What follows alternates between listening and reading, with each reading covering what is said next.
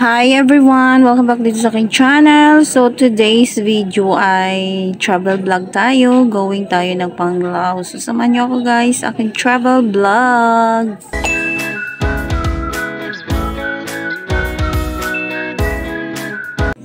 And ayan guys, naka-check-in na tayo dito sa second floor. So nasa Panglao Airport pala ito guys. Going to Davao City tayo. And ayan, so video muna ako. And yung flight ko guys is 4:35 ng hapon. So waiting na tayo guys. So ayan, nasa gate 6 tayo. So while waiting tayo, and ayan, nag-video muna tayo dito. So marami kaming pasahero guys going to Davao City. And nag-announce na sila guys, nandiyan na yung aming plane na aming sasakyan. So Cebu Pacific pala yung sasakyan namin dyan guys. And first time kong sumakay ng aeroplano na Cebu Pacific. So very stricto yung Cebu Pacific guys, kasi yung allowed nila na bagahe is 7 kilos lang. And sa akin guys ay sumobra, nasa 10 kilos yung aking bagahe. So di ko alam na 7 kilos lang pala yung allowed nila, and nagkapag-check-in pa ako. So dapat hindi ko na chinek-in yung aking bagahe. So syunga si Akits guys. And meron din silang pabanda dito sa Panglao Airport guys. Ayan, kumakanta sila, and mga bulag yata yan sila guys. So, ayan, mag-donate lang kayo kung gusto nyo. So, ayan, magaganda yung mga boses nila, guys.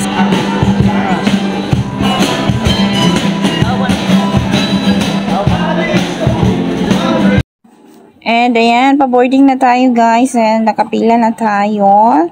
And, yung babaeng nakadilaw dyan is, nakakilala ko lang dito sa airport. And ayan, going din siya ng Davao City. So, tapos na po chinek yung aking plane ticket.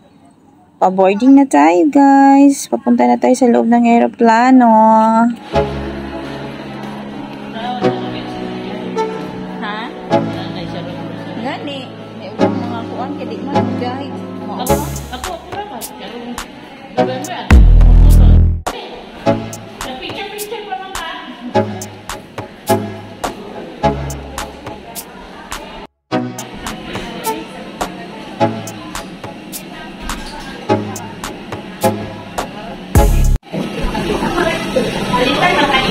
Malikuran mo ito. Kirin na bata. Drama ha? Babol ba eh?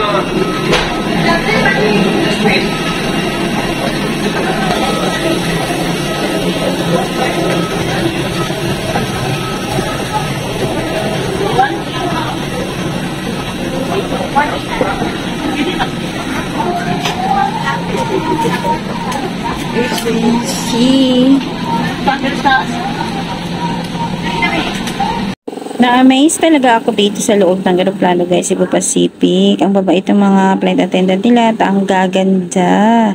And na-amaze talaga ako dito sa may pausok sila sa taas guys. Ang sobrang lamig. Ma'am, excuse ma'am, ang seat. Dire? Okay ma'am, thank you. And naka-seatbelt na tayo, and nasa pangatlong upuan po ako guys. Malayo ako sa bintana. So hindi tayo makapag-video sa labas. Ayan, na-amaze talaga ako dyan sa pausok nila. So sana guys, safe po yung ating flight. Features of this aircraft seatbelt to fasten push beds together. Tighten seatbelt by pulling loose end. To unfasten, top buckle and pull and to release. In case of water loss, your life vest is found out of removal of objects from your body. To don a slip fasten over the head, tape around the waist, push and buckle. Pull tight. When outside the aircraft, pull push to inflate rest. Push is done by means of the imitators. Blow to increase air, and push pins inward to release air. Light automatically ignites once the battery is immersed in water. Flammable effects inside the aircraft. Please be reminded that unauthorized removal of light vents from the aircraft constitutes theft and is punishable. perishable by law. In case of rapid change in cabin pressure, oxygen masks will automatically fall from Put your face mask and put your oxygen mask over your kusana. Conference deployed sideways, personal fit, and rigid north. Put your own mask first before assisting others. Keep it on until you are authorized to remove it. In case of emergency evacuation, follow the lights that will lead you to the exits. For further information, please refer to the passenger vehicle found in the cockpit. This aircraft is equipped with emergency exit signs found in the cabin. The location of the nearest exit. Salamat sa Diyos at safety kaming nakarating dito sa Davao Airport. So ayan, nakalanding na kami guys. So mahigit 1 hour ang aming biyahe. So ang bilis ng oras guys. So ayan, dito na kami sa Davao Airport. And ayan, bago nakababa na ang mga pasahero. Kasama na ako dyan, of course. And ayan, going na kami pababa.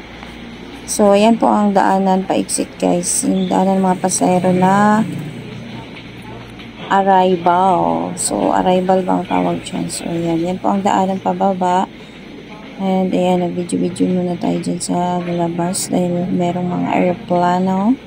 So, ayan guys. Thanks God at safety kami nakarating. So, mga 5:40 na ng hapon yan guys.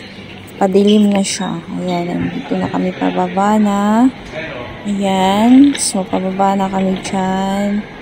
So, ayan, ano ako kung sino susundo sa akin.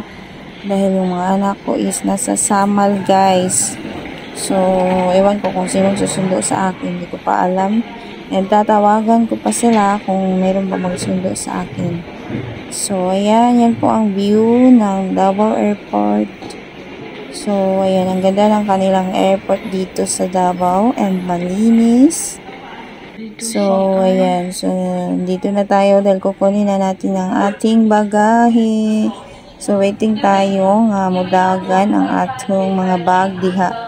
So, while waiting guys, video-video tayo dahil ako po ay naiihi. So, naghahanap ako guys kung saan ang CR. And ayan, dumating na po ang aking bagahe.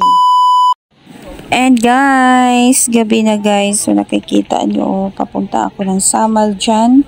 Sad to say, walang nagbusundo sa akin. Yung mga anak ko kasi nandun na lahat sa Samal. And tumawag lang sila sa akin at nagbigay sila kung anong dapat kong sakyan. Kasi wala talaga akong alam kung anong sasakyan papuntang Samal dahil first time kong pupunta ng Samal. So, ayan. Yan po ang binigay nila ng instruction. Tumawag lang yung mga anak ko kung anong sasakyan ko. And, ayan. Nakasakay ako dyan sa barge going to Samal. So, pagkagaling ko ng airport, tumiritso ako ng yung sasakyan papuntang Samal. So, yan po ang aking sinakyan. Nagbigay lang sila ng instruction sa akin kung anong dapat kong sakyan. So, ayan. Paakit na tayo sa barge na yan.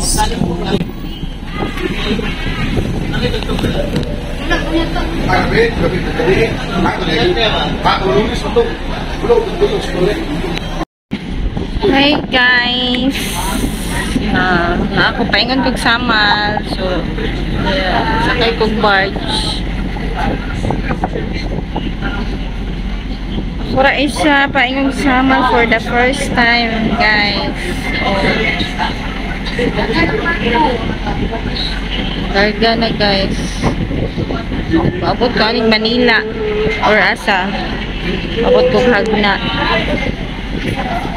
Ako kabalog asa ko paingon. Oh my God.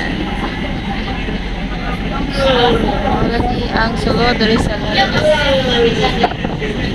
may nagsakay. So, niabot ko diri sa Davao mga alas 5 ba? 5:40 mag alas 6 guys. So, na ako diri pa yung Samal. Ayan. At nandito na tayo sa Samal guys. Ito yung next dayhan ng aking mga anak. Nasadya ko talaga dito sa Davao guys ay yung birthday ng aking apo. Happy birthday to you. Happy birthday, Argo.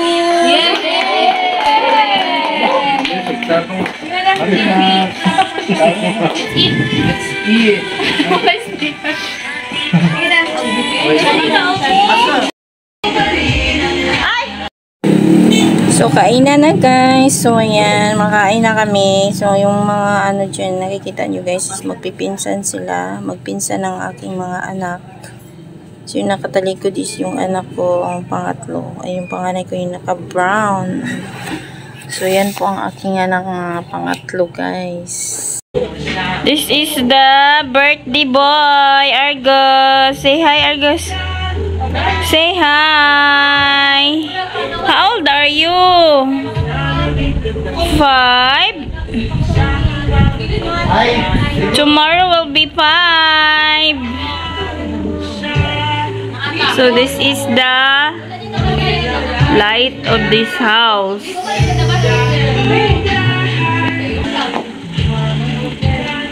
So mo ni balay dari nga ilang girentahan. Dari.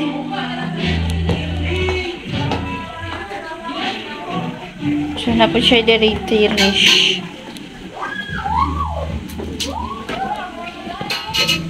Oh, na siya light diha. Wow, naipa-swimming pool. This is my son, Philip. Say hi. Hello.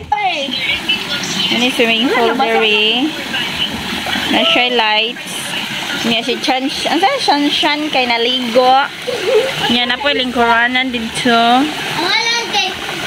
Ayan. Very good. Yeah, dali ang mo niya akong panganay nga anak nga si Philip, pit-pit di ay nga gwapo.